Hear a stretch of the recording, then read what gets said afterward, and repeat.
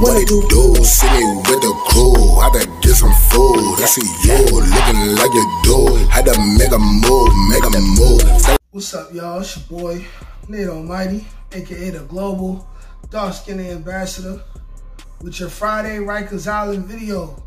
How's the week been so far? You know, I told you guys I was gonna give you a Rikers Island video for every day of the week: Monday, Tuesday, Wednesday, Thursday, Friday, Saturday, and Sunday. This is the 6th one, because either on Tuesday and Wednesday, I gave you guys 2.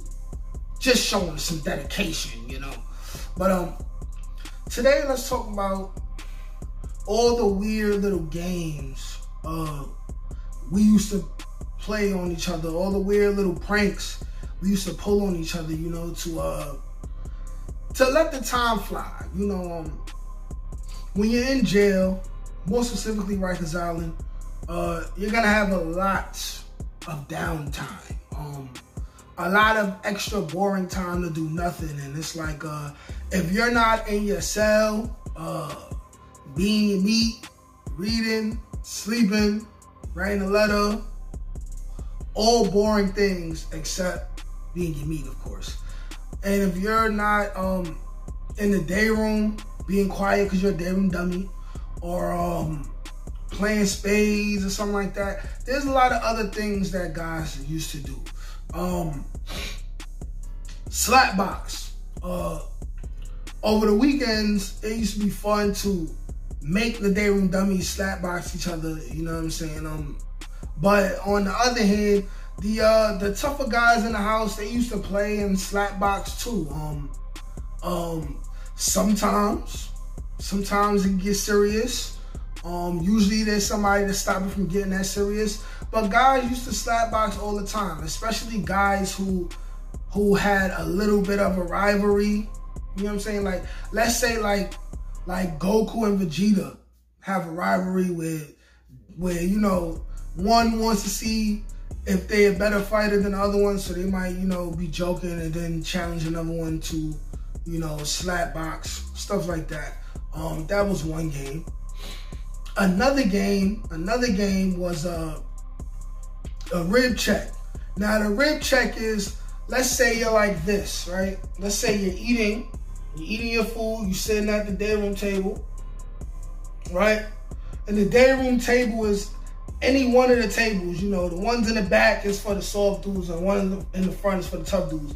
But you could be on either side and you eating, but you got your ribs open. Okay, now you automatically are playing this game unless you state that you're not playing this game. But the rib check is you sitting down, you're doing anything, and your ribs is open, and somebody notices. They tell other people that you lacking, and then they sneak up from behind you, punch you in your ribs, mad hard, like mad hard. I've been on the receiving end of both of these situations. I've almost gotten into a fight with a dude for punching me too hard in the ribs. You know what I'm saying? I've punched dudes in the ribs, you know what I'm saying? Had dudes almost want to fight me. You know what I'm saying? I've walked into them about to eat, and I'm letting all niggas know, like, yo, listen, I'm not playing a rib check. Whoever rib check me, we gonna fight for real. You know what I'm saying? Like, dudes be having to claim that, so they immediately are not playing this game. I would say for all of these games, the day room dummies got it the worst, because they kind of like can't volunteer themselves and not play the game. It's like if you slipping, you slipping. So there'd be a lot of day room dummies just eating and just guarding their ribs. Just guarding their ribs like this, right? But they're automatically playing the game, and they hated the game. You know what I'm saying? Especially the real scrawny ones that ain't got no meat on their bones. Pause. Super duper pause. But I remember one time playing a rib check. I wasn't personally playing a rib check with this particular day room dummy, but there was a guy, a heavy-handed dude who used to especially like to play the rib check game with the day room dummies. And I remember he rib checked a day room dummy like 2-3 times within like 5 minutes. He just kept catching him slipping. And I remember that day room dummy ended up crying. He ended up crying and going to spend the rest of the day in his cell. And I'm like, okay, cool. You crying? You could play the rib check game back. So why? But anyway, another game.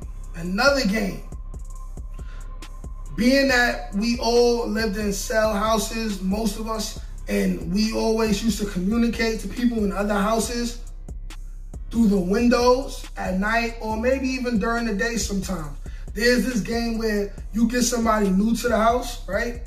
Because this is a unanimously known game. So even if you're not in the same house as a person, you automatically know how to play this game. And that's basically two different things. You would have somebody brand new.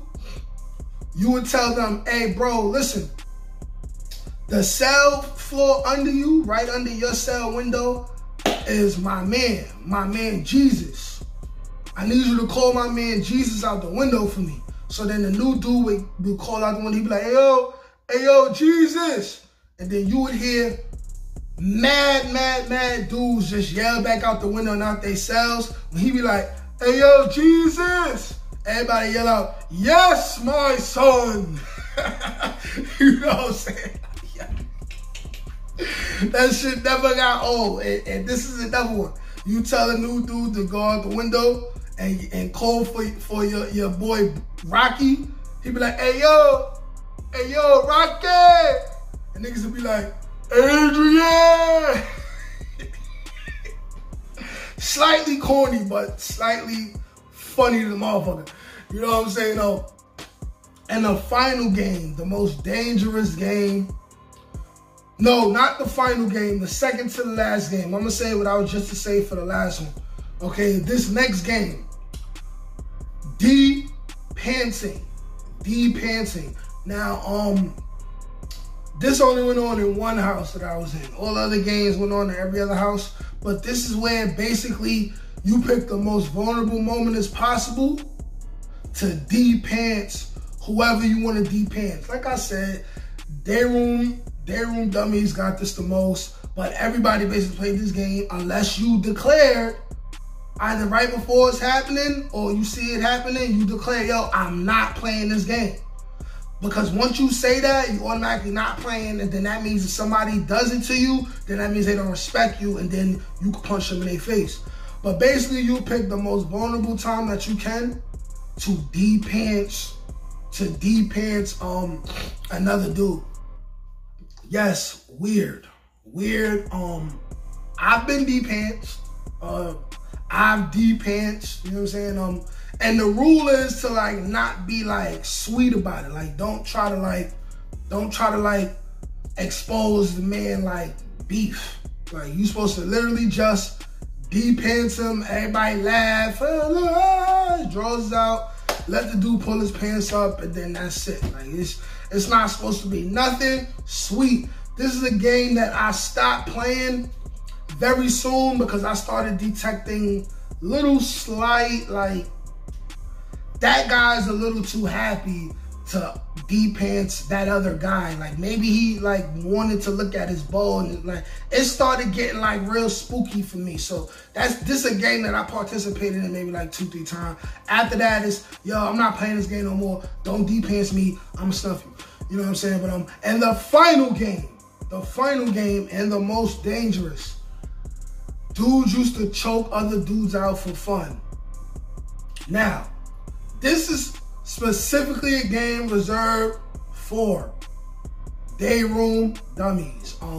I never seen somebody who had respect in the house get choked out. Like, this is just a game that dudes with a ranking in the house just don't play. Like, I never played this game. I personally never choked nobody out either. I haven't been on any end of that whole game, but basically you catch him in a vulnerable position. Dudes would wait for a day room dummy to be real comfortable, either talking to his friends about anime or something or whatever, or you know what I'm saying, he'll be eating or something like that, or he'll be just getting off the phone in a good mood, hanging up the phone, walking into the day room, and the dude will sneak up from behind him, put him right in the fiend. right in the finger and just hold them there. Hold them there and then count from like 1 Mississippi to like 7 Mississippi, 10 Mississippi. I don't know, one of those. And literally finger the dude out, make him go to sleep. And how they wake you up is by slapping you on your face or throwing a bunch of water in your face to wake you up. Luckily, while I was on Rikers Island at least, there never was a story of somebody who put a damn dummy to sleep and then he never woke up. So at least at the maximum, they were getting embarrassed and not killed. All these games are silly.